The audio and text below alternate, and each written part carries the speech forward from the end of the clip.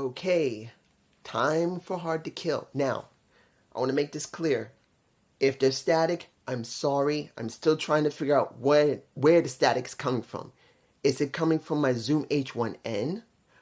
Or is the static coming from my camera? Because the camera takes the sound from the Zoom H1N and it records it. I don't know which one it is yet. So this is going to be the first test.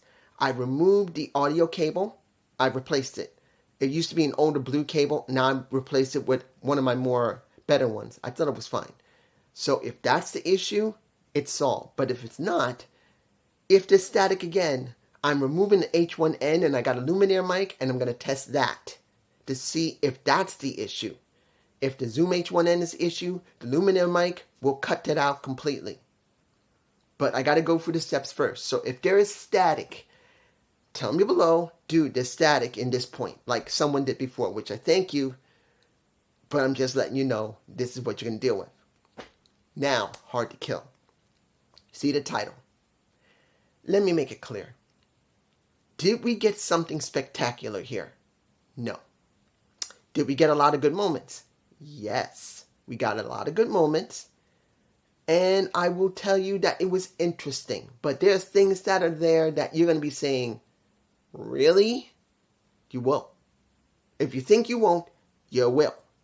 So the first thing I want to go through is the change in TNA. I saw the opening of the kickoff, so let's make this clear. The lighting is good. Being in a very big venue was good. They having something similar to what AEW has, having a ramp and having like a frame that makes them special so they can come out. That was well done. Josh's wife, I can't remember her name, she as the announcer, not commentator, the announcer was perfectly fine. All of it seemed to be good. Even the camera work seemed to be all right, generally. There was very few mistakes, and always remember, there's no way you're going to ever be perfect when you run your camera. But at least you have more success than mistakes. And in this show, we could see everything that was generally going on in the ring and generally outside. Yes, there were a few errors.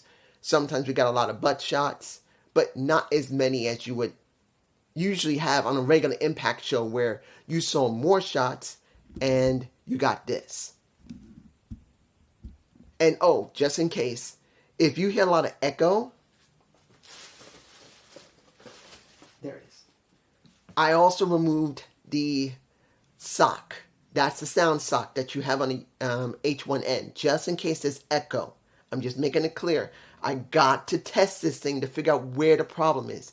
Is it the Zoom H1N or is it my Canon M6? I'm trying to figure out which one it is because I don't want to get a new Zoom H1N, which is over $100. Get a brand new one. And it's the camera. I got to go through the steps, so please bear with me.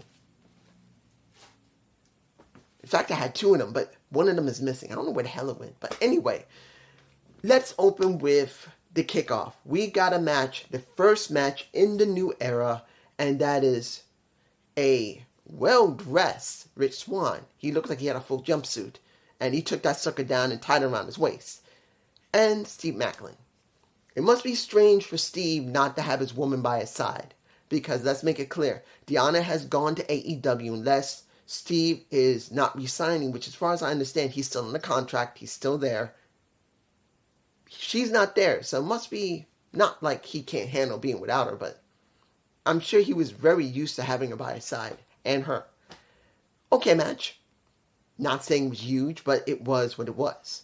And in the end, the very first match we got in I'm about to say AEW. Let me give it to you like this.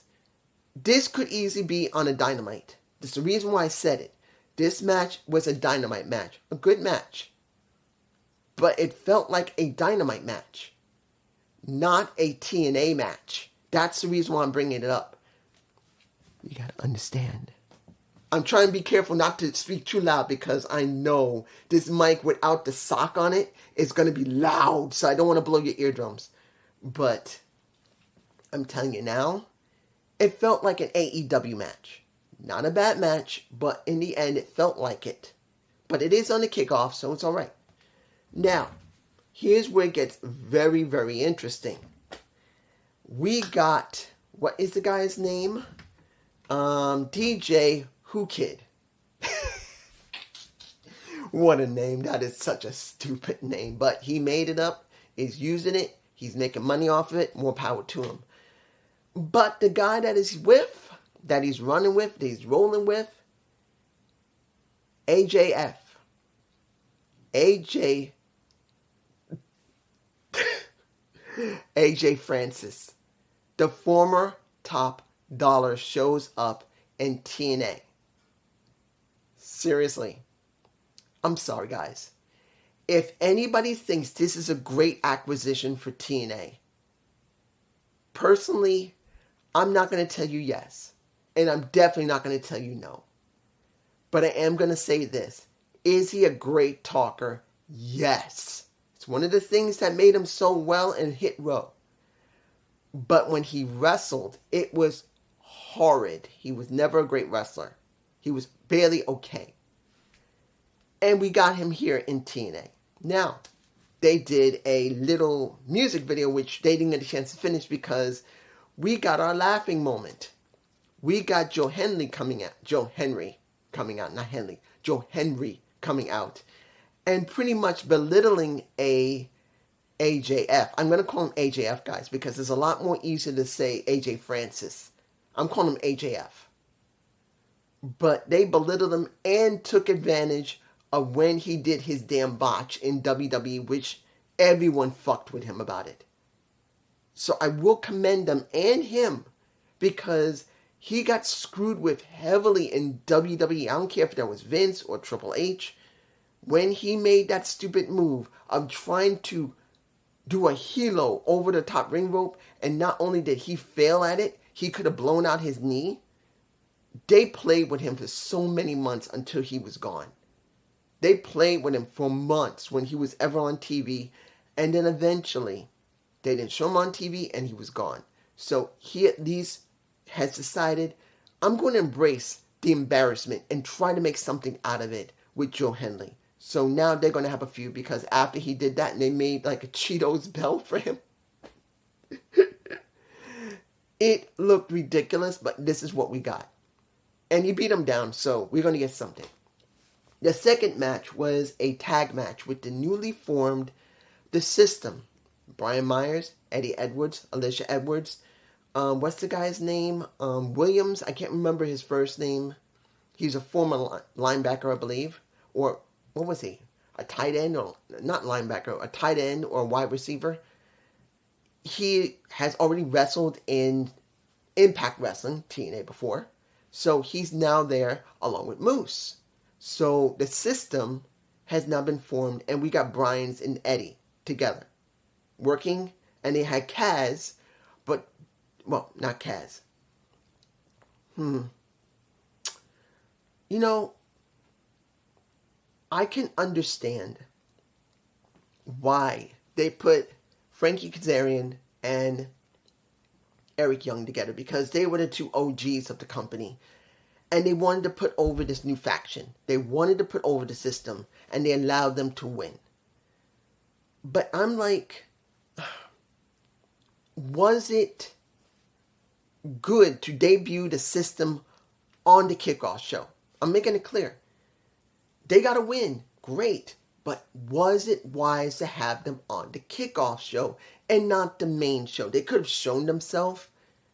But was it wise for them just to have a match and not be something special? And do it for the first show. I mean, we already know what the ending is. And they're going to take advantage of it when it comes to the System. But I feel like maybe it would have been better to debut the System on the first TNA show, instead of just saying this here. Even though there was an interview beforehand. I'm just saying. Now, no DQ match for the Digital Media Championship. Steve, I'm not calling him crazy. There is no crazy Steve. It's just Steve. Steve. That is what he is, and that is what he will be. And Tommy Dreamer. And it gets interesting. Tommy lost 40 pounds. Now, it doesn't mean he did it for this match, but he's trying to get himself in shape, and he's my age. He's 52, about to turn, I believe, 53. He's about my age. He's the same year, I believe, just maybe a couple of months ahead of me. So he'll turn 53 before I think I will. Or I'll turn 53 before he will. I can't remember.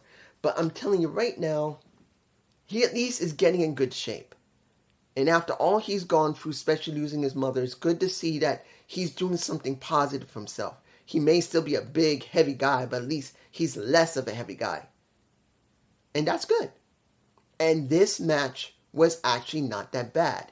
And then seeing that the fork was introduced again, but then we got a whole bunch of forks in a bag. One Steve tied up Tommy's arms in a corner. I'm putting images in it, so you'll see it. And then Steve wins. I'm going to tell you this. It was not bad. I didn't have a problem with it. But I'm going to tell you this. It feels like they needed more promotion with this. And this is something I didn't say in the beginning of the show, but this is one of the major problems of Hard to Kill. Can you dig it with a question mark? The problem here, and I will elaborate more, is what happened between December and early January. I'm just saying this, and I'll bring it more at the end of the review. Next, and this is one of the major highlights of the show, Ultimate X, the knockouts. Now, I'm not saying they're going to do this every single time for the knockouts, but this is the second year they've done it, and it's not that bad. In fact, it was much better than the last one, because the last one of the major problems that Impact had before they transitioned to TNA was that when they did the Ultimate X, you can see that the Ultimate X with the wires and the scaffold was too short. They were very close to the ring, and it didn't feel that dangerous or that special. And when you look at all the other Ultimate X matches that they had over the years, including with the men, they always made sure the scaffolds were high enough that it didn't feel like they were too close to the mat and they can just jump down and there would be no problem. They had to be a little higher. In this case, it was much higher. And who did we get? Jody Threat, Danny Luna, we got Tasha Steelz, we had Gazelle Shaw, we had Alicia Edwards, and we got the debuting Zaya Brookside, not Brookson, Brookside. Now, I can't really say I know her because she's probably from DDT or Stardom or Shimmer. I don't know. I'm not sure which show she's been from, but they're saying that she spent a lot of time in Japan, and Zaya would be considered a Japanese or Chinese name, and she's probably been heavily influenced by the Chinese and the Japanese style, so there you go. She looked good in the ring. She did. But, let me give it to you like this. It was a very good match. I don't know about anybody else. It's an X Division style match, and all the women tried to do the X Division style. And it was not a bad match. The ones that shined the most was and I'm saying it now, trying very careful, being careful not to blow your ears out because the sock is off. Remember, I took off the sound sock. But you look at Danny Luna. She's money. I'm saying it now. She is money. I feel it. I know it. She has potential to be something. She has the personality. She has the look. I'm telling you right now, she's the one I feel is important. Jody Threat was also pretty good. I'm not going to say she wasn't. She was good. Now, I can't really say a lot about Zaya Brookside. I can't yet. This is the first time I'm seeing her, so I cannot say that she looks great or not. It's the first time. She seemed to be able to work with the others. That's all I'm going to say until I have more time to watch her, to see how she holds a promo, how she dresses herself, how she works in the ring. And then do some type of segments in the back and interact with other wrestlers. That is how you know that she's a great pro wrestler or a good pro wrestler, or she needs work. If you don't like what I'm saying, well, more power to you. I can't stop you from thinking, well, she's better than anybody. That's your call. But as someone I'm reviewing this and looking at it for the first time, I'm not going to agree with you. No matter if you say, dude, you need to watch her on YouTube. That means nothing. I'm saying it to anyone who's watching this that says, you need to learn about her. This is where she is on YouTube. No. No. I'm not going to go watch her. Because it makes no difference what you see on YouTube. It counts how TNA is going to book her. She could be the greatest talker that ever lived. But if TNA does not book her to be able to talk, what is the point of her talking and you shown it to me and it means nothing? Wait until we see how she's booked on TNA and allowed to develop a character. Saying to look at her means shit. I'm sorry.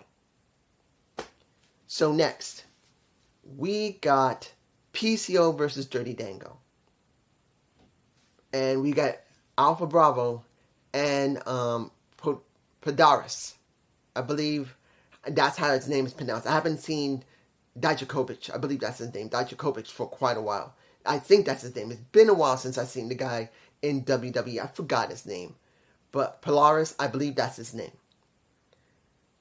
I will give it to you like this. PCO is, well, before I get started, you got 6 guys who look like Frankenstein coming out with a gurney, shocking PCO to begin the match. I like that. That was fun. I enjoyed it. I did enjoy it. And then we got the match. And seeing that the match got basically DQ'd because Alpha Bravo realized that Dango was not going to survive was fine. Then you see Rhino coming out to save a PCO because he was getting pounded. And then the Director of Authority,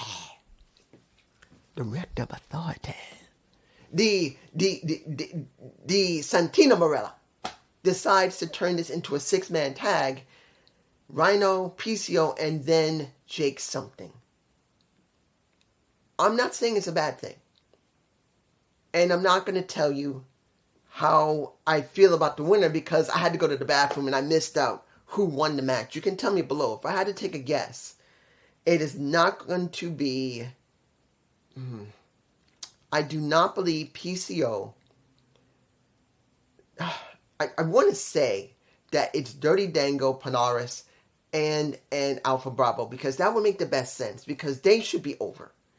But knowing there's a good possibility that TNA is TNA, they put over Jake something, they put over Rhino, and they put over PCO. Now, mind you, I love PCO. His attitude, the way he is very unique. It makes me think of an alternate type of Undertaker. Let's make this clear. He's not Undertaker, but he is something like an Undertaker, an unworldly thing, an unworldly figure. And I like it. I wish he had a manager that made him special. Not Vincent, but someone like a pallbearer. Somebody special. And I know people say that's Vincent. Well, you can't get Vincent. He's currently in ROH. So you need someone who's like it. Now, here's where I am not happy. Because of the situation that I was notified by one of you. I wish you had not done this. And I could have found out on my own. But I'm glad you did.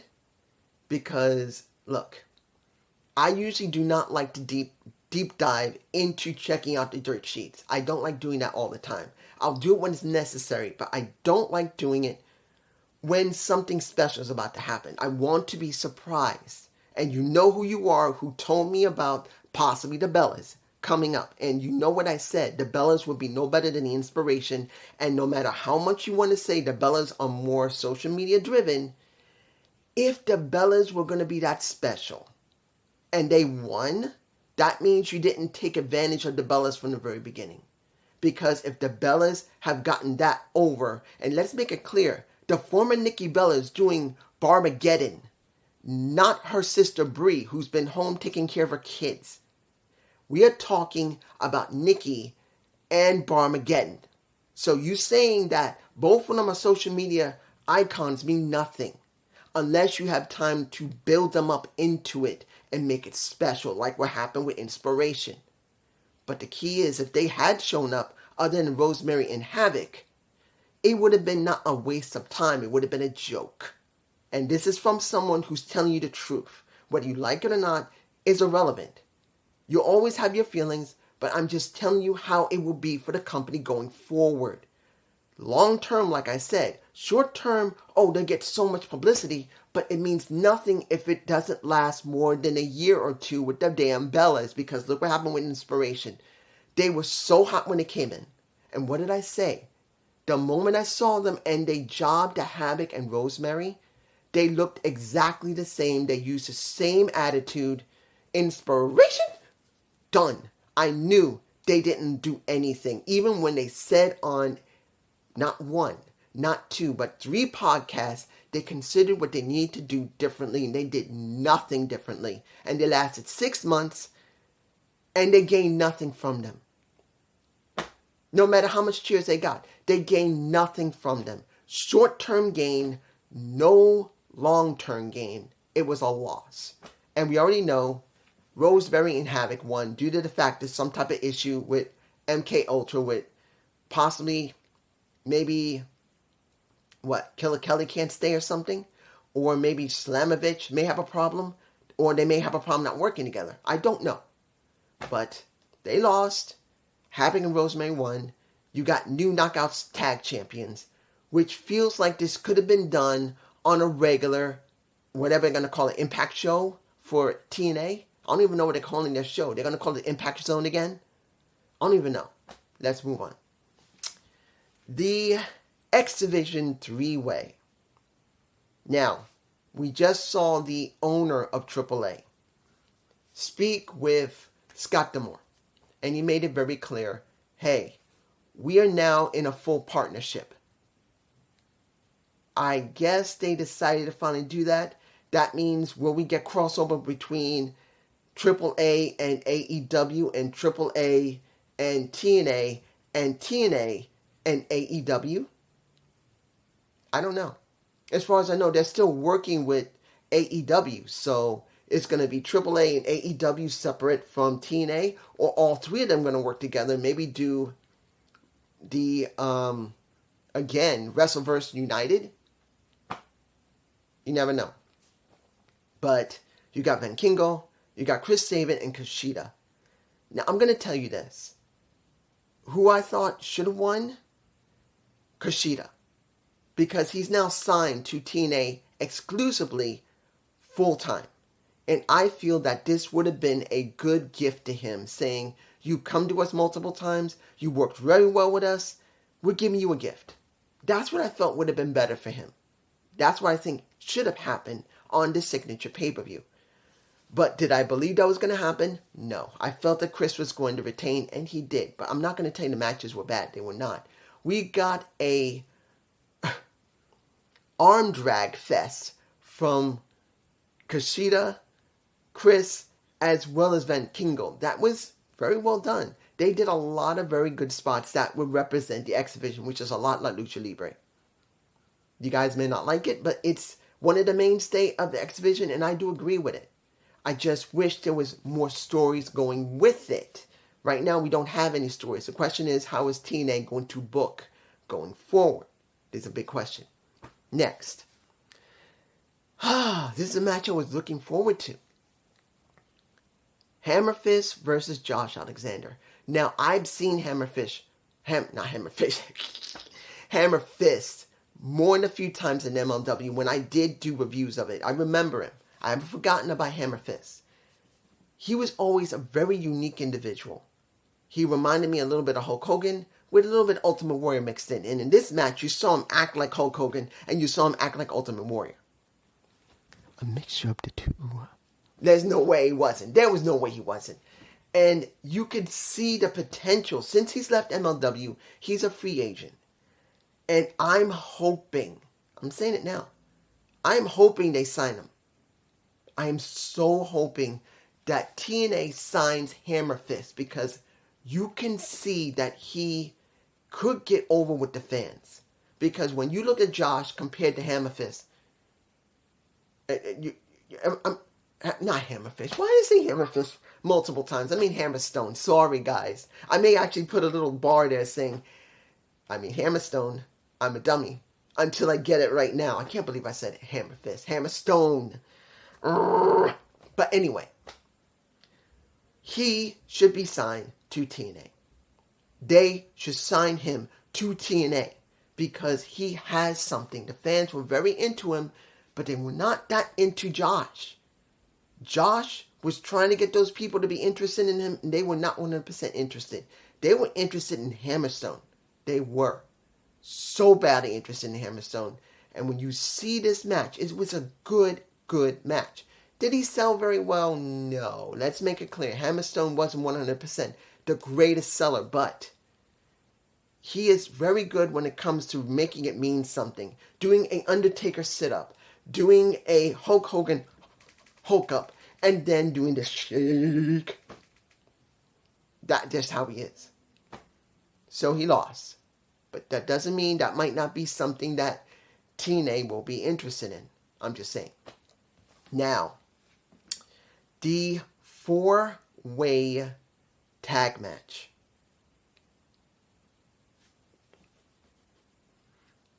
Grizzled Young Veterans.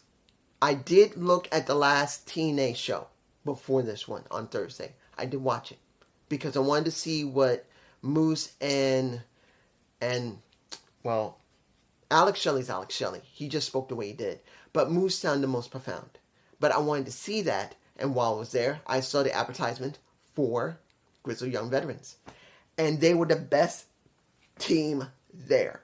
Now, mind you, there was one replacement due to the fact that Trent Seven could not come because of the blizzard.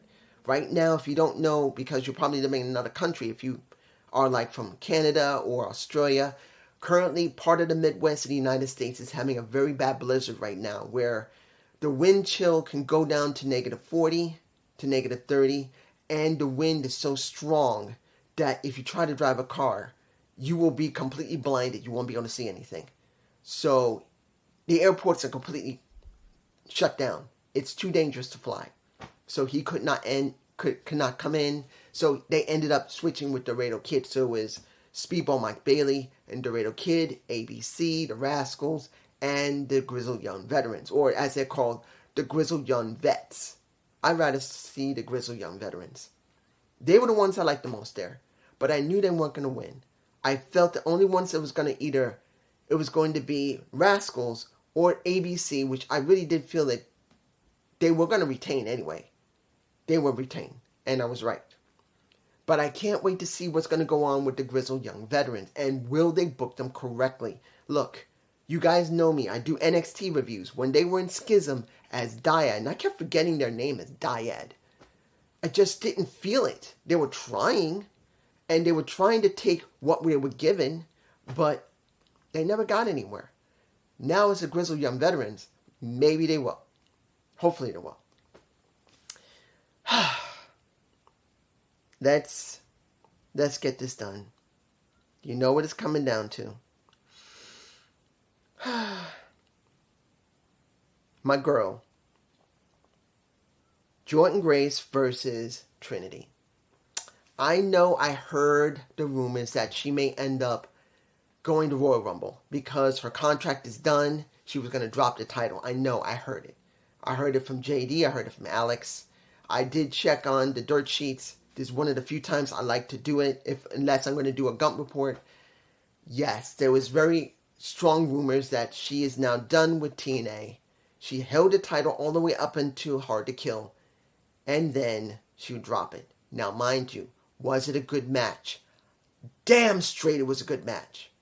This is the second best match of the night for me personally. It was.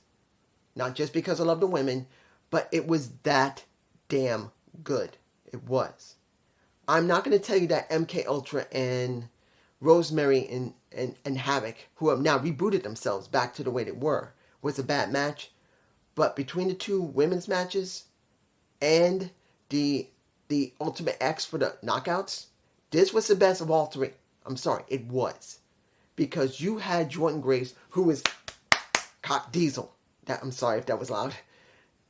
Compared to a more, well, how can I say this? Jordynne Grace is very fast and very strong, but she's not a lot of agility. That's not her wheelhouse. She's very fast, but she's not agile. Trinity is very agile. So the question is going to be, how would she work a match like this? Okay, just to let you know, I just changed the batteries on my camera, not my camera, but my mic, because I just checked it after the camera had reset itself, because it only can record for 30 minutes. The batteries were about to cut out, so I had to change them. So if static happens now, sorry. But as I said, it was a good question. How would Trinity do a match where she's with someone not just large, but someone who's roughly about her height, a little bit shorter, but exceptionally strong? Let's make it clear. Jordynne Grace, she is a power lifter, and she's built like a brick chicken house. And pretty much, she had to come up with a new type of way of working a type of match where someone could just throw her around like she's nothing. And she did great. This was, if this is the last match we ever see of Trinity in TNA, and I hope it is not, but I'm going to be honest here, there's a very good chance we will see a Royal Rumble, and she will be Naomi again. And to be honest, I'm going to say this right now. We already know she lost. I'm going to say this now. Everyone else will be happy she's going back to TNA or go to AEW. She may go to AEW. But I'm going to say this. Should she go back to WWE? No.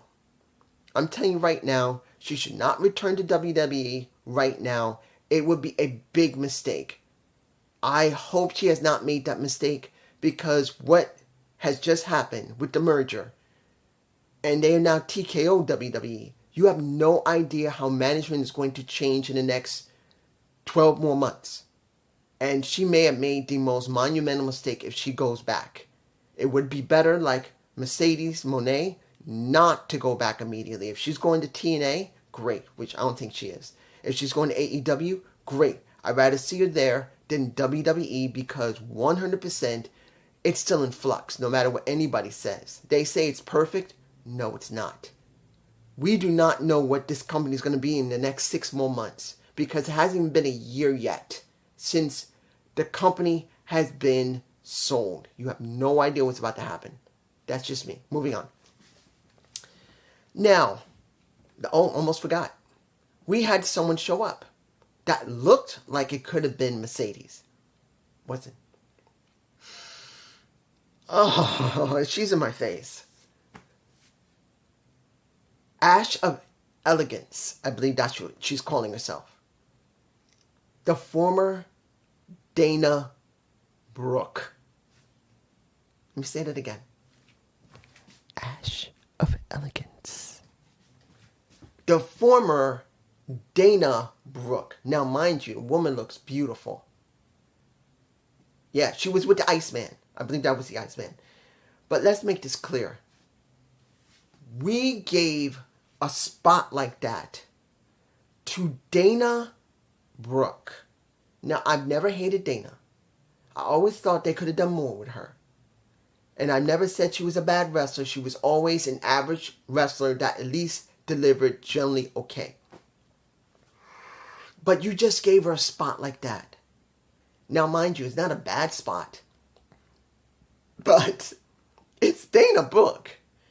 And I know people are going to laugh their asses off that TNA decided to give Dana Brooke, who looked beautiful, a spot like that at the Knockouts Tag... Well, no, it should have been at the Knockouts Tag Championships, not the title. To be honest, I feel like that was something that should not have been done. If she had to be on the show, it should have been at the Knockouts Tag or Ultimate X. I would have liked to see her at Ultimate X, looking like that at Ultimate X, and then seeing her maybe a couple of times more during the night, looking and trying to learn. But we didn't get that. We got it at the main title, which I feel like is wrong. You want to introduce someone new like that, bring them in the very opening of the show at Ultimate X. Let all the other women start coming in, and then they see her. I think that would have been better. For me personally, I think that would have worked. Finally, we had the final match. Moose versus Alex Shelley. Moose, who is part of the system, and Alex Shelley, who has been the third longest reigning TNA champion in history, other than Josh Alexander. And who else? What's the other one? I believe Samoa Joe. I can't remember. Because I don't think it was AJ Styles. It could have been Samoa Joe. But no matter who it was, he's the third longest. And I think he did a decently good job being champion. I'm not going to tell you that it made the ratings go up, but at least the ratings did not go down. He kept the ratings right about here. Pretty much stable on Access TV and most of whatever places that were watching it. So that at least is a good thing. Because when it was Josh who was the champion, who I didn't hate, the ratings went here, then down. Here, then down. Here, then down. I'm not telling you that he's a bad wrestler or a bad pro wrestler.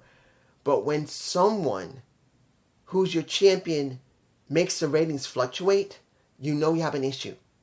That means you have not promoted him correctly.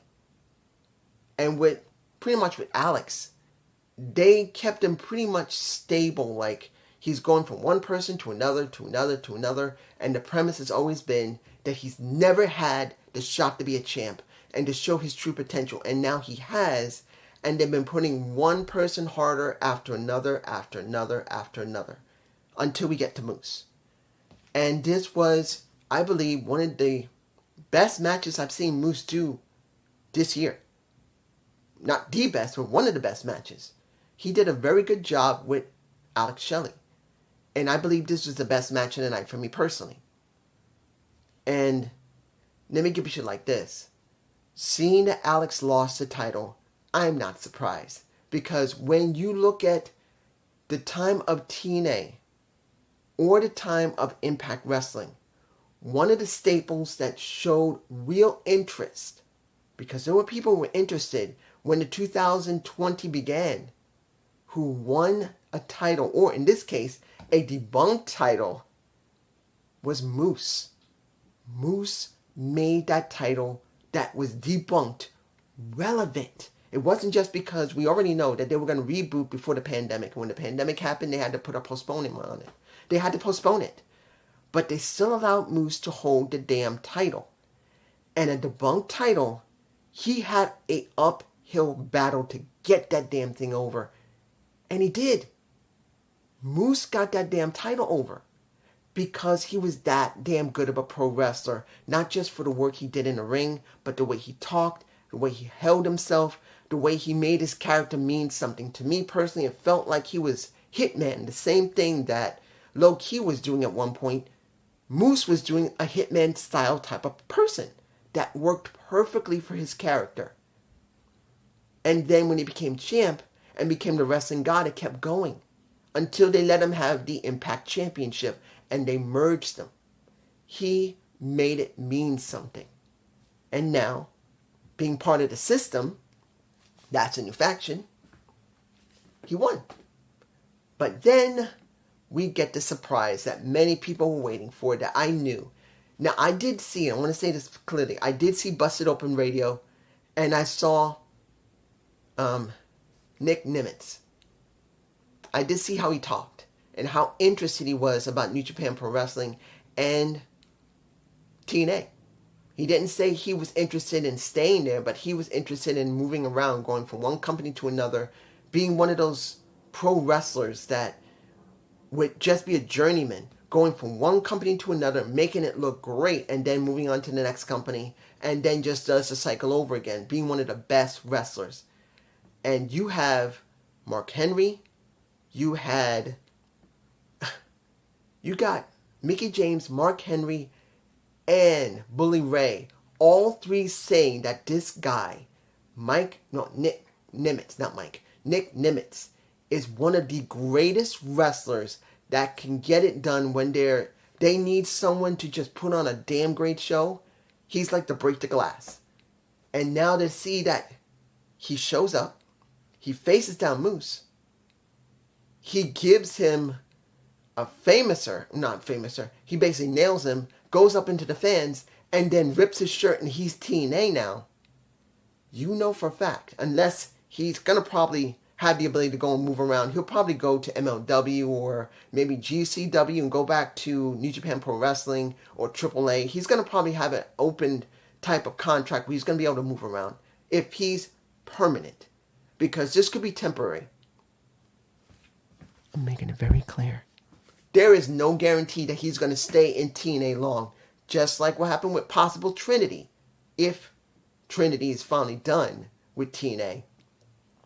Nick Nimitz may be no different. He may honestly just stay for a couple of months, or maybe near a year. He's gone. But it would be good if he did. Now, end of the show. Here's where the thing is. Can you dig it? That's what this title of this video is. And let's make it clear. There's going to be people that say they dig this show so much. It was so great. It was wonderful. I know one person's not going to be happy because they didn't see their Johnny Swinger. You know who you are, my friend. I know you're angry. I did warn you. There was a good chance you won't see him much or not at all. But we had, and I'm making this clear, I'm not saying the show was bad. It wasn't. Other than Dana Brooke, the Ash of Elegance, who should have been shown not just in one spot in the show, but at Ultimate X for the women, for the tag division, and for the main event for the women. If she had been in all three spots, or at least the first one, there would have been more interesting than at the end of the show. I think they made a mistake. But technically the entire show was good, but here's the problem. Guys, no matter what anyone says, what you see is what you get. Perception is reality. And we had not 1 week. We had 5 weeks of nothing from TNA, but repeats. 5. And no matter how much you want to say, well, they had the right to be able to get home, be there for Christmas, New Year's. We're not talking about that. We're talking about some type of content that could have been filmed before Christmas that was new, not repeated stuff. Not one interview of Eric Young. Not one interview between Just a Challenger and the champion. You had 5 weeks of nothing but repeats from TNA. 5. From the 14th until this Thursday. Now, there were things I had not seen before, and that was nice. But you can't tell me they could not have filmed some type of special stuff to go in between there that came from many of the wrestlers. That's bullshit. I'm sorry. I'm going to out them for this.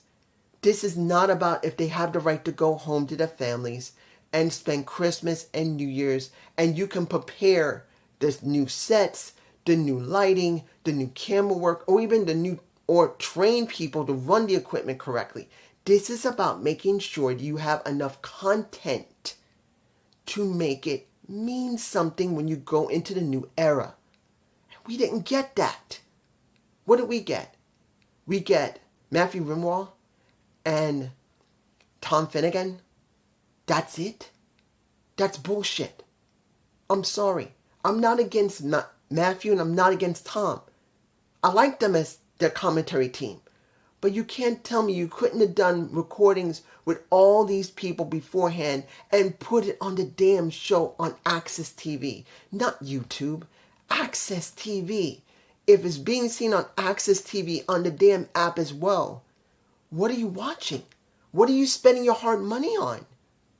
Why do you want to watch TNA if they spent 5 weeks of showing you nothing but repeats and only allowing you to see not 10 people talking about their excitement for TNA? 3. 1 on the first week. The last 2 on the last week. And everything in between, as far as I can tell, they didn't show much. If they did have other people there, my mistake. I'm fine. I'm sorry. If they got the Knockout Champion Trinity at the time on the other 2 shows, because I didn't watch much. I didn't watch all the way through. I'm like, really? Seriously? This is a mistake. This is not the best way to start your new era. giving us 5 weeks of content where there was maybe one interview or each episode. It would have been better if you had let the entire roster say something and let them show what they were talking about and show segments from them. I'm sorry. I can't tell you this is a good beginning. It isn't. Can you dig it? There's going to be people that's going to love this. But me personally, as someone who loves this, but is reviewing it and telling you exactly what we got a good pay-per-view that had no bill for almost nothing for 5 straight weeks.